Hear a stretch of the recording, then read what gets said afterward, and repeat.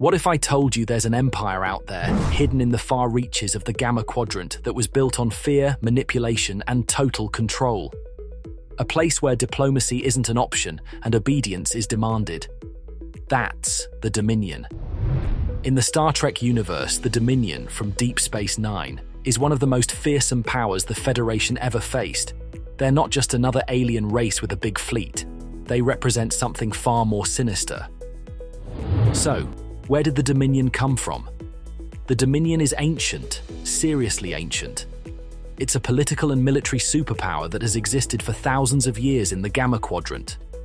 But unlike other big players in the Star Trek universe, the Dominion wasn't built on exploration or trade. Nope, it was built on one thing: control. And at the center of this dark empire are the Founders, an elusive race of shapeshifters who literally run the show. Now, the Dominion didn't appear on Star Trek screens until Deep Space Nine, when the crew of the space station stumbled upon the Gamma Quadrant through the Bajoran wormhole. At first, Starfleet didn't know much about this mysterious group. They only heard whispers about a powerful empire that ruled with an iron fist. But it didn't take long for the truth to come out, and when it did, it was clear that the Dominion wasn't just some random alien government. They were a force to be reckoned with. The Dominion's rise to power wasn't through peace treaties or gentle negotiations. They expanded their reach by conquering and enslaving other civilizations, bringing them under their iron rule.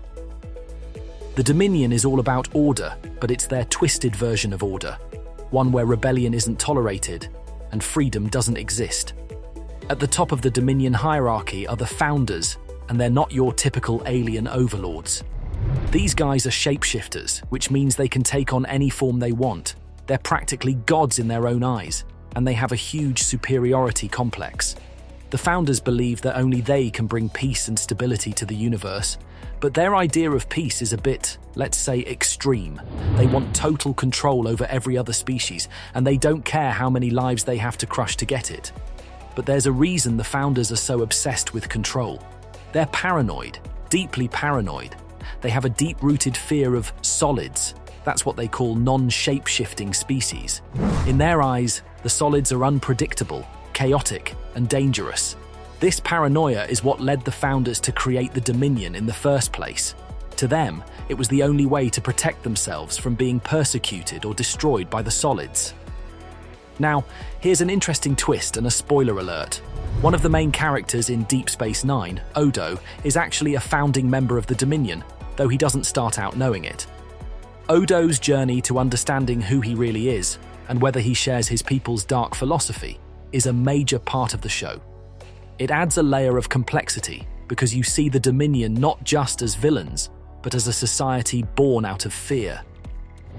If the Founders are the brain behind the Dominion, then the Vorta and the Jem'Hadar are its hands. These two species play crucial roles in keeping the Dominion running like a well-oiled machine. Let's start with the Vorta. The Vorta are essentially the Dominion's diplomats, administrators, and spies. They're genetically engineered to serve the Founders without question. Think of them as the Dominion's version of public relations experts, but with a lot more deception and manipulation.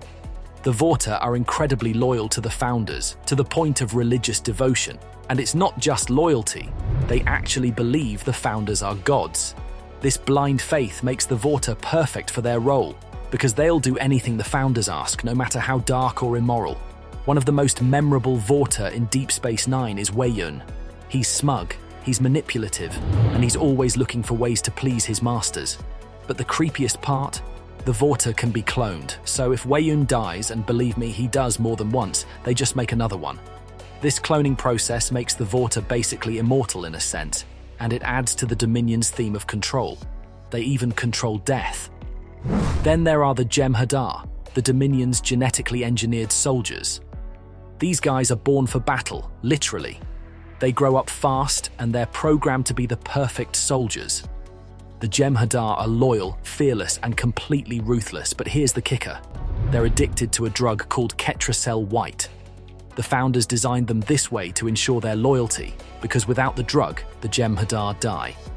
The Dominion controls the supply of this drug, so they control the Jem'Hadar's every move. No one rebels when their life depends on a daily dose of white. The Jem'Hadar are a terrifying sight in battle. They don't question orders, they don't have personal desires, and they don't care about their own lives. Their entire existence revolves around serving the Founders and winning wars for the Dominion. They're the perfect weapon, and the Dominion uses them to devastating effect. Now, let's talk about how the Dominion went from being a Gamma Quadrant superpower to one of the greatest threats the Alpha Quadrant has ever seen. It all starts with the Dominion War, a massive conflict that took up a huge chunk of Deep Space Nine's storyline. The Dominion didn't just invade the Alpha Quadrant, they infiltrated it. They used deception, espionage, and manipulation to slowly extend their influence. One of their first big moves was forming an alliance with the Cardassians, a species that had been enemies of the Federation for a long time.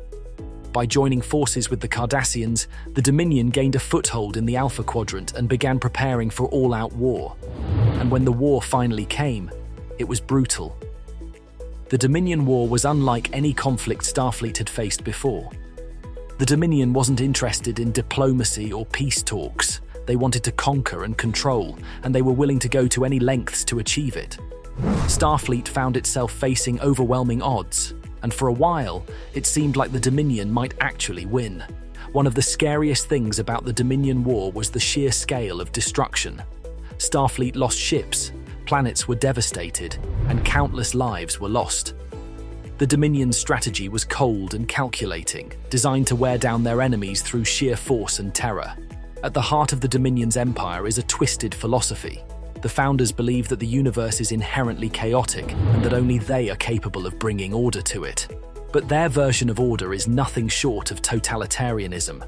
They don't just want to rule, they want to control every aspect of life for the species under their dominion. There's no freedom, no individuality, and no room for dissent. If you enjoyed this breakdown of the Dominion and want to see more deep dives into the dark corners of the Star Trek universe, be sure to hit that like button and subscribe. What do you think about the Dominion? Let us know in the comments below. Are they the darkest villains in Star Trek? Or is there someone even worse lurking out there in the galaxy?